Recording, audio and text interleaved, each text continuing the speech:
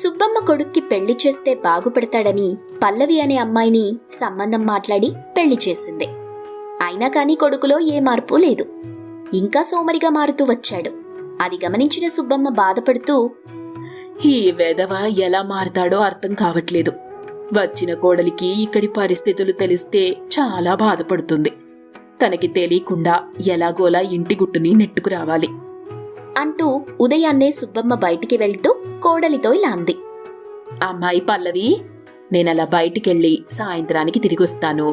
నువ్వేదైనా వండుకొని తిను. అత్తయ్య, బాగా చలేస్తోంది. ఇంత ఉదయాన్నే ఎక్కడికెళ్తున్నారు? అది నాకు మిత్రులతో గడపటం అలవాటు. వాళ్లతో సాయంత్రం వరకు గడిపి వస్తాను. మరైతే అత్తయ్య, ఇంట్లో నాకు చాలా బోర్గా ఉంటుంది. ఆయన నాతో సరిగ్గా మాట్లాడకుండా ఆయన పని ఆయన చేసుకుంటూ ఉదయాన్నే వెళ్ళిపోతున్నారు. నాకు మీతో వస్తే సమయం గడిచినట్టు ఉంటుంది. నేను వస్తాను. అయ్యో అలాగా, ఇవాళ కష్టం, ఇంకో రోజు తీసుకెళ్తాలే అంటూ వెళ్ళిపోయింది. అప్పుడు కోడలు, అత్తయ్య నా దగ్గర ఏదో దాస్తున్నట్టుంది. లేకుంటే అంత కంగారు పడాల్సిన అవసరమేముంది అనుకుంది. అలా 2 రోజులు గడిచాయి. అత్తయ్య ఏదో ఒకటి చెప్పి ఉదయాన్నే వెళ్తూ ఉండేది.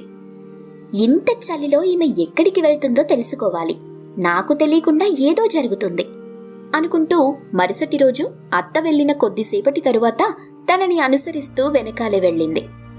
అత్త నేరుగా ఒక పాకలోకి వెళ్లి పాలేరు పని చేస్తూ ఉంది. అది చూసిన పల్లవి షాక్ అయింది. నేరుగా అత్తకి ఎదురుగా వెళ్లి, అత్తయ్య, ఇదేనా మీ మిత్రుల ఇల్లు? ఇక్కడికొచ్చి ఏంటి పాలేరు పని అంటూ అడిగింది.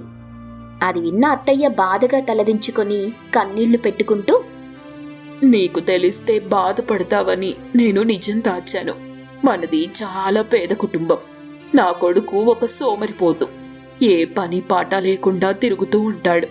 ఆ విషయం తెలిస్తే బాధపడతావని నీకు చెప్పలేదు. ఇంకా ఇల్లు గడవటం కోసం నేను ఉదయం నుండి సాయంత్రం వరకు పాలేరు పని, పొలం పని చేసి ఆ వచ్చిన డబ్బుతోనే ఇంటిని పోషిస్తున్నాను.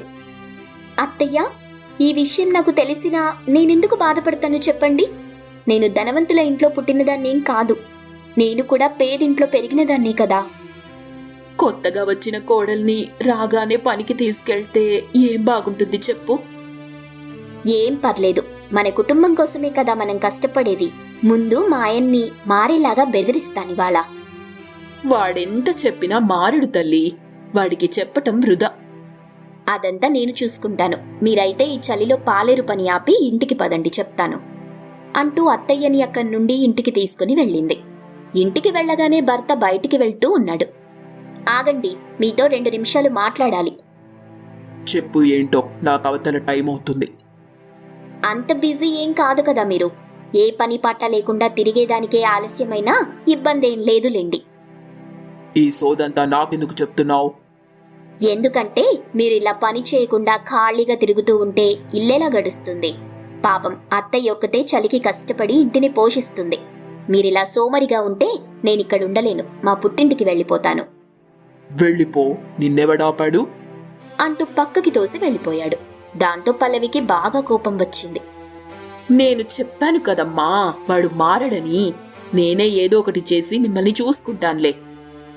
పెద్దవాళ్ళు, మీరు కష్టపడుతుంటే నేను చూస్తూ ఎలా ఊరుకుంటానత్తయ్యా? ఇవాల్టి నుండి నేను మీతో కష్టపడతాను. అయితే రేపటి నుండి మనం ఒకరింట్లో పాలేరు పని చేయాల్సిన అవసరం లేదు. పక్కనే పెద్ద అడవి ఉంది కదా, అక్కడికి వెళ్లి విలువైన కట్టెలు కొట్టి అమ్ముకుందాం. నువ్వు చెప్పిన ఆలోచన బాగానే ఉంది. అలా అయితే మనం ఒకరి కింద బతకాల్సిన పనే ఉండదు అంది సుబ్బమ్మ. మరుసటి రోజు ఇద్దరూ అడవికి వెళ్లారు. ఒకచోట విలువైన కట్టెలు కొడుతూ ఉండగా ఒక సాధువు వాళ్ల దగ్గరికి వచ్చి, మీరు చేస్తుంది మంచి పద్ధతి కాదు. ఇలా అడవిలో అమూల్యమైన మొక్కలు నరుక్కుంటూ పోతే ఇంకేం మిగులుతుంది చెప్పండి అని గట్టిగా అన్నాడు. అందుకు పల్లవి, అది కాదు తాత, మా పరిస్థితి వేరు. మేము ఆడవాళ్లం. బతకాలంటే ఏదొకటి చెయ్యాలి కదా అంటూ తన ఆర్థిక పరిస్థితి, ఇంటి పరిస్థితిని వివరించింది. అది విన్న సాధువు, అలాగని ఇలా మొక్కలు నరకటం తప్పు. మీరు బ్రతకడానికి నేనొక రహస్యం చెప్తాను. దాంతో మీరు సంతోషంగా బతకొచ్చు. మీరు నిజంగా మాకో దారి చూపిస్తే మేమెప్పుడూ ఈ అడవిలో మొక్కలు నరకం.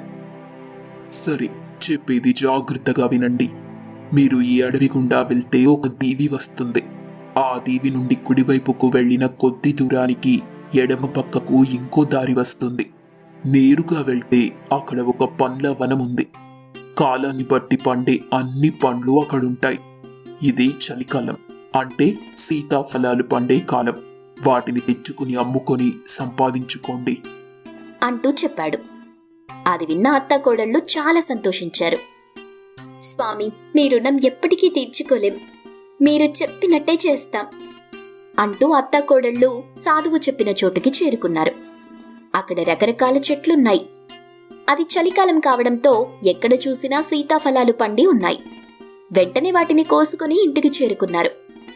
వెంటనే అత్తాకోడళ్ళు ఒక తోపుడు బండిని సేకరించి అందులో సీతాఫలాలు అమ్ముకుంటూ వీధి వీధి తిరిగారు. సీతాఫలాలు అమ్మటం చూసి భర్త సిగ్గుపడి ఇలా అనుకున్నాడు. ఇద్దరు ఆడవాళ్లు కష్టపడి పని చేస్తుంటే నేనిలా గాలికి తిరగడం తలుచుకుంటుంటే చాలా సిగ్గేస్తుంది. ఇవాల్టి నుండి వీళ్ళకి నేను సాయంగా ఉండాలి అనుకుంటూ అక్కడి నుండి వెళ్ళిపోయాడు. సాయంత్రానికి అన్ని సీతాఫలాలు అమ్మి డబ్బు సంపాదించి అత్తకోడళ్ళు చాలా సంతోషంగా ఇంటికొచ్చారు.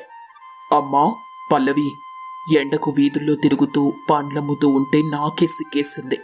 రేపటి నుండి నేను మీకు సాయంగా ఉంటాను అని వాళ్లతో అన్నాడు. అది విన్న ఇద్దరూ ఇంకా సంతోషించారు. ఏవండి, మీలో ఈ మార్పు రావటం చాలా సంతోషాన్నిస్తుంది. నేను మీకు రహస్యం చెప్తాను, దాంతో మనం ఎప్పటికీ సుఖంగా బ్రతకొచ్చు అంటూ సాధువు చెప్పిన పండ్ల రహస్యాన్ని చెప్పింది. అది విన్న భర్త ఆశ్చర్యపోయాడు. తర్వాత రోజు నుండి భర్త పండ్లని కోసుకుని వచ్చేవాడు. ఆ చలికాలంలో సీతాఫలాలు అమ్మి కోడలు చాలా డబ్బు సంపాదించింది. అప్పటి నుండి ఆ కుటుంబంలో అందరూ కష్టపడుతూ ఫలితం పొందుతూ వచ్చారు. చారుపల్లి అనే ఊళ్ళో సుభద్ర, కవిత అనే అత్తకోడళ్ళున్నారు. వాళ్ళు చాలా కాలంగా ఆ ఊళ్ళోనే ఐస్ క్రీం వ్యాపారం చేస్తున్నారు.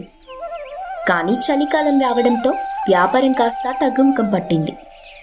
అందుకే అత్తగారు సుభద్ర తన కోడలితో, ఏమే కోడలా, ఈ శీతాకాలంలో మన ఐస్ క్రీం వ్యాపారం తగ్గిపోయిందిగా, మరి అందాక ఈ సీజన్ దాటే వరకు వేడిగా ఉండే పదార్థాలు ఏవైనా అమ్ముదామంటావా? అందుకు కోడలు కవిత, ఎందుకత్తయ్యా అంత అవసరం ఏమొచ్చింది? చలికాలం ఇప్పుడిప్పుడే మొదలైంది కనుక జనం ఈ చల్లదనానికి అలవాటు పడడానికి కాస్త సమయం పడుతుంది. ఒకసారి చల్లదనానికి అలవాటు పడ్డాక మళ్ళీ మన వ్యాపారం కొద్దిగా పుంజుకుంటుంది. కాస్త ఓపిక పట్టండి అని చాలా కూల్గా బదులిచ్చేసరికి అత్తగారు, అదేంటే అంత తేలిగ్గా తీసి పారేస్తావు? అవునత్తయ్యా, టీవీలో ఐస్ క్రీం యాడ్లు వచ్చినంత కాలం మన వ్యాపారమే కాదు, ఏ ఐస్ క్రీం వ్యాపారము తగ్గదు. అయినా జనం మైండ్ సెట్ మారిపోయిందత్తయ్యా. ఒకప్పుడు వాన పడితే వేడిగా ఏదైనా తినాలని కోరుకునేవాళ్ళు, కానీ ఇప్పుడు వాన పడగానే ఐస్ క్రీం వెతుక్కుంటున్నారు. అలాగే చలికాలంలో కూడా ఐస్ క్రీం తినేవాళ్ళు ఉంటారు. ఒకవేళ అలా లేరనుకుందాం, జనాన్ని మన ఐస్ క్రీం షాప్కి అట్రాక్ట్ చేయడానికి నా దగ్గర ఒక సూపర్ ఐడియా ఉంది. ఐడియానా? ఏంటి అది? Santa Claus ice cream sale. అదేంటే? ఇది చలికాలం కదా అత్తయ్య, పైగా వచ్చేది క్రిస్మస్ కనుక మనం ఇప్పటి నుండే జనాన్ని ఆ క్రిస్మస్ మూడ్లోకి తీసుకెళ్లేలాగా మనమే శాంటాక్లాస్ గెటప్స్ వేసుకొని ఐస్ క్రీం అమ్మమనుకోండి. మొదట పిల్లలు అట్రాక్ట్ అవుతారు, ఆ తర్వాత కాలేజ్ పిల్లలు. ఇలా మెల్లమెల్లగా శాంటాక్లాస్ ఐస్ క్రీం సేల్స్ వల్ల మన ఐస్ క్రీం వ్యాపారం పుంజుకుంటుంది చూడండి. అప్పుడు అత్తగారు అయోమయంగా, ఏమోనే, నువ్వు చెప్తుంది వినడానికి బానే ఉంది గాని ఆచరణలో పని అవుతుందా అనిపిస్తుంది. లేదత్తయ్య, శాంటాక్లాస్ ప్లాన్ వర్కౌట్ అవుతుంది. నా మాట వినండి, రేపటి నుండి మనం ఆ గెటప్లోనే ఐస్ క్రీం అమ్ముదాం అని చెప్పి ఆ రోజు సాయంత్రమే వెళ్ళి ఇద్దరూ చెరొక శాంటాక్లాస్ కాస్ట్యూమ్ కొనుక్కొని వచ్చారు. మరుసటి రోజు నుండి తమ ఐస్ క్రీం అమ్మకాలు మొదలెట్టారు. మొదట ఒక కార్ వచ్చి ఆగింది. అందులో ఉన్న పాప బాగా మారం చేయడంతో ఆమె తండ్రి పాపని తీసుకొచ్చి తన కూతురికి ఐస్ క్రీం కొనిచ్చి అత్తాకోడళ్ళకి డబ్బులిస్తూ, ఇదేం పద్ధతమ్మా, చిన్నపిల్లల్ని అట్రాక్ట్ చేసేలాగా శాంటాక్లాస్ బట్టలు వేసుకుని మీ ఐస్ క్రీంలు అమ్ముతున్నారు. రేపు మా పిల్లలకి జలుబు చేసి ఆరోగ్యాలు పాడైనా పర్వాలేదని కదా మీ ఆలోచన అని నిష్ఠూరంగా నోరు జారాడు. అప్పుడు కోడలు, చూడండి సార్, ఇది చలికాలం. మీరు చల్లటివి తిన్నా ఆరోగ్యం పాడవుతుంది, తినకపోయినా ఆరోగ్యం పాడవుతుంది. నిజం చెప్పండి, ఈ సీజన్ మొదలయ్యాక మీకు ఒక్కసారి కూడా జలుబు చేయలేదా? చేసింది. 10 రోజుల క్రితం వారం రోజులు ఇబ్బంది పడ్డాను. ఈ మధ్య తగ్గింది కూడా. ఆయన ఎందుకలా అడిగా? అదే సార్, చూసారా, మీరంత జాగ్రత్తలు తీసుకున్నా మీకు జలుబు చేసిందంటే ఈ సీజన్ వల్లే కదా. మరి అలాంటిది ఏదో అనారోగ్యం వచ్చేస్తుందని మన పిల్లల చిన్న చిన్న సరదాల్ని ఎందుకు కాదనాలి? పోనీ ఐస్ క్రీమ్ మానేసినంత మాత్రాన ఈ సీజన్ మొత్తంలో పిల్లలకి జలుబో జ్వరమో రాదని గ్యారంటీ ఉందంటే చెప్పండి, మేము బిజినెస్ మానేస్తాం. అయినా పెద్ద పెద్ద విషయాల్లో పిల్లలకి కట్టడి చేస్తే మంచిదే గాని ఇలా చిన్న చిన్న విషయాల్లో ఎందుకు సార్ వాళ్ళని కట్టడి చేస్తారు? ఒకసారి మీరే ఆలోచించండి అని కవిత చెప్పిన మాటలు చాలా ప్రాక్టికల్గా అనిపించడంతో ఆ తండ్రి మరో మాట మాట్లాడకుండా వెళ్ళిపోయాడు. అప్పుడు శాంటా గెటప్లో ఉన్న అత్తగారు, కోడలా, నువ్వు చెప్పింది నిజమేనే. ఈ చలికాలంలో చల్లటివి తింటేనే కాదు, చల్లగాలి తగిలినా జలుబు చేస్తుంది. అలా అని మనం చల్లగాల్లో తిరగకుండా ఉంటే ఎవ్వరికీ రోజు గడవదు. మరి చల్లగా ఏదైనా తింటే జలుబు చేస్తుందని ఎందుకు నోరు కట్టేసుకోవాలి? ఏది, నాకు కూడా ఒక ఐస్ క్రీమ్ ఇవ్వు. వారం నుండి ఐస్ క్రీమ్ తినాలనున్నా జలుబు చేస్తుందనే భయానికి ఆగుతున్నా. ఇంకిప్పుడు ఆగను అని చక్కగా ఒక ఐస్ క్రీమ్ తీసుకుని ఎంజాయ్ చేస్తూ తినేసింది సుభద్ర. మరుసటి రోజు నిన్న ఐస్ క్రీమ్స్ కొన్న వ్యక్తే మళ్ళీ తన కూతురుతో వచ్చి మరో బాక్స్ ఐస్ క్రీమ్స్ కొని ఇలా అంటున్నాడు. నిజంగా శాంటా ఇచ్చే గిఫ్ట్స్ చాలా ఆనందాన్ని ఇస్తుందంటారు. కానీ నిన్న మీరిచ్చిన సలహా వల్ల ధైర్యంగా నేను కూడా చలిలో ఈ ఐస్ క్రీమ్ టేస్ట్ చేశాను. అదొక మంచి అనుభూతి అనిపించింది. పొద్దున లేస్తే పొల్యూషన్లో బతికే మనం కేవలం చలి మీద నిందలేసి మన చిన్న చిన్న ఆనందాల్ని వదులుకోవటం కరెక్ట్ కాదనిపించింది. అందుకే శాంటా గెటప్లో ఉండి మీరిచ్చిన సజెషన్ కూడా నాకు కొత్త ఆనందాన్ని ఇస్తుంది. థ్యాంక్ యూ శాంటా అని చెప్పి ఆనందంగా వెళ్ళిపోయాడు. అప్పుడు కోడలు అత్తగారితో, ఇప్పుడు అర్థమైందా అత్తయ్య, నిన్న మీకు ఇవాళ ఆయనకి ఎలాంటి ఫీలింగ్ వచ్చిందో? అలాంటి ఫీలింగ్ వచ్చిన వాళ్లే మన దగ్గర ఐస్ క్రీమ్స్ కొంటారు. ఆయన జీవితం చాలా చిన్నదత్తయ్య, దాన్ని ఈ క్షణానికి బ్రతికితే తప్పేముందో చెప్పండి. రాబోయే క్షణం ఏం జరుగుతుందో ఎవరూ చెప్పలేరుగా అని కోడలు చెప్పిన మాట అత్తగారికి నచ్చింది.